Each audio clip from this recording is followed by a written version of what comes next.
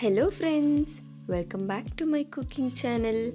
ಇವತ್ತಿನ ವಿಡಿಯೋದಲ್ಲಿ ಬೆಲ್ಲವನ್ನು ಬಳಸ್ಕೊಂಡು ಸಾಂಪ್ರದಾಯಿಕವಾಗಿ ಒಂದು ಸ್ವೀಟ್ ಪೊಂಗಲನ್ನು ಮಾಡೋಣ.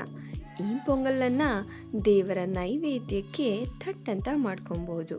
ತುಂಬಾ ಈಸಿಯಾಗೂ ಇರುತ್ತೆ, ಹಾಗೆ ಅಷ್ಟೇ ರುಚಿಕರವಾಗೂ ಇರುತ್ತೆ.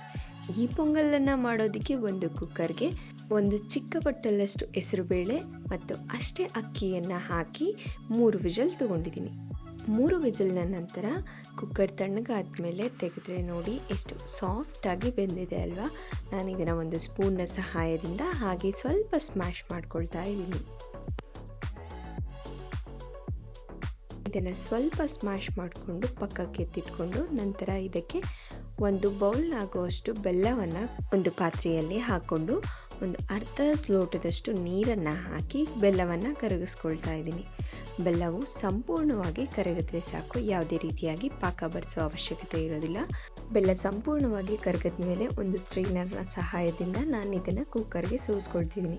ಬೆಲ್ಲವನ್ನು ಶೋಧಿಸಿ ಹಾಕೊಂಡ್ಮೇಲೆ ನಾವು ಇದನ್ನು ಒಂದು 5 ನಿಮಿಷ ಕುದಿಯೋಕೆ ಬಿಟ್ಬಿಡಬೇಕು. ಅಂಥ ಸಮಯದಲ್ಲಿ ನಾನಿಲ್ಲಿ 2 ಚಮಚದಷ್ಟು ತುಪ್ಪವನ್ನು ಹಾಕ್ಕೊಂಡು ತುಪ್ಪ ಬಿಸಿ ಆದಮೇಲೆ ಒಂದು 2 ಚಮಚದಷ್ಟು ಒಣದ್ರಾಕ್ಷಿಯನ್ನು ಹಾಕ್ಕೊಂಡು ಒಣದ್ರಾಕ್ಷಿ ಸ್ವಲ್ಪ ಪಫ್ ಆಗೋವರೆಗೂ ಇದನ್ನು ಹುರ್ಕೊಳ್ತಿದ್ದೀನಿ. ಸ್ವಲ್ಪ ಪಫ್ ಆದಮೇಲೆ ನಾನು ಇದನ್ನು ಒಂದು ಬೌಲ್ಗೆ ಎತ್ತಿಟ್ಕೊಳ್ತಾ ಇದ್ದೀನಿ. ನಂತರ ಇದೇ ತುಪ್ಪಕ್ಕೆ ಸ್ವಲ್ಪ ಗೋಡಂಬಿಯನ್ನು ಹಾಕ್ಕೊಂಡು ಗೋಡಂಬಿ ಸ್ವಲ್ಪ ಬಣ್ಣ ಬದಲಾಗೋವರೆಗೂ ಇದನ್ನು ಹುರ್ಕೊಂಡು ನಂತರ ಇದನ್ನು ಕೂಡ ಒಂದು ಬೌಲ್ನಲ್ಲಿ ಎತ್ತಿಟ್ಕೊಂಡು ಕೊಬ್ಬರಿಯನ್ನು ಚಿಕ್ಕದಾಗಿ ಕಟ್ ಮಾಡಿಕೊಂಡು ಹಾಕ್ಕೊಂಡು ಇದನ್ನು ತುಪ್ಪದಲ್ಲಿ ಸ್ವಲ್ಪ ಫ್ರೈ ಮಾಡ್ಕೊಳ್ತಾ ಇದ್ದೀನಿ. ಹೆಚ್ಚೊತ್ತು ಫ್ರೈ ಮಾಡ್ಕೊಳ್ಳೋದು ಬೇಡ, ಕೊಬ್ಬರಿಯನ್ನು ಹಾಕೋದ್ರಿಂದ ಪೊಂಗಲ್ ತುಂಬಾ ರುಚಿಯಾಗಿರುತ್ತೆ. ನಂತರ ಚಿಟಿಕೆ ಏಲಕ್ಕಿ ಪುಡಿಯನ್ನು ಹಾಕ್ಕೊಂಡು ಹುರಿದಿಟ್ಕೊಂಡಿರುವಂಥ ಎಲ್ಲ ಡ್ರೈ ಫ್ರೂಟ್ಸ್ಗಳನ್ನು ಹಾಕಿ ಒಂದು ಬಾರಿ ಚೆನ್ನಾಗಿ ಮಿಕ್ಸ್ ಮಾಡಿದ್ರೆ ಸಾಂಪ್ರದಾಯಿಕವಾದಂತಹ ಸ್ವೀಟ್ ಪೊಂಗಲ್ ರೆಡಿ ಆಗುತ್ತೆ.